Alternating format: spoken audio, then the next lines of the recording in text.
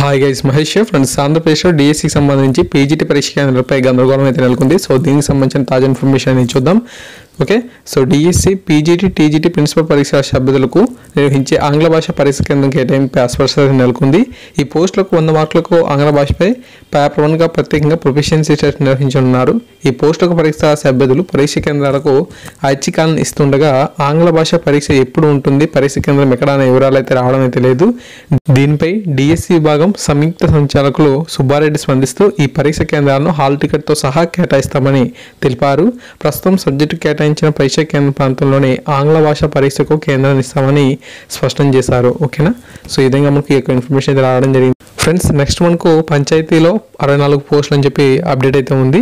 రాష్ట్రంలో పంచాయతీ వ్యవస్థను బలోపేతం చేసేందుకు పంచాయతీరాజ్ శాఖ చర్యలు తీసుకుంది.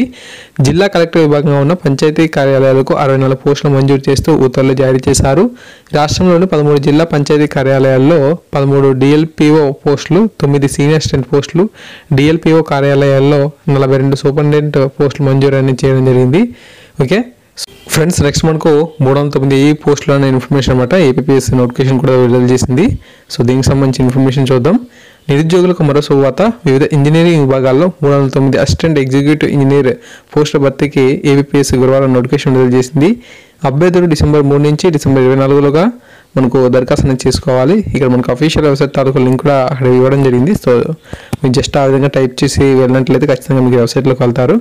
దరఖాస్తు ప్రాసెసింగ్ ఫీజు అనేది 250 రూపీస్ అండి. For example fees 120 rupees. Okay, అభ్యర్థులు ముందుగా తమ వివరాలను ఓటీపీ చేసుకొని తద్వారా యూజర్ ఐడి ద్వారా దరఖాస్తును పెట్టుకోవాలి. దరఖాస్తు సంఖ్య 25,000కు మించినట్లయితే స్క్రీనింగ్ టెస్ట్, అంతకంటే తక్కువ వస్తే నేరుగా ఆన్లైన్లో మెయిన్స్ నిర్వహిస్తారు.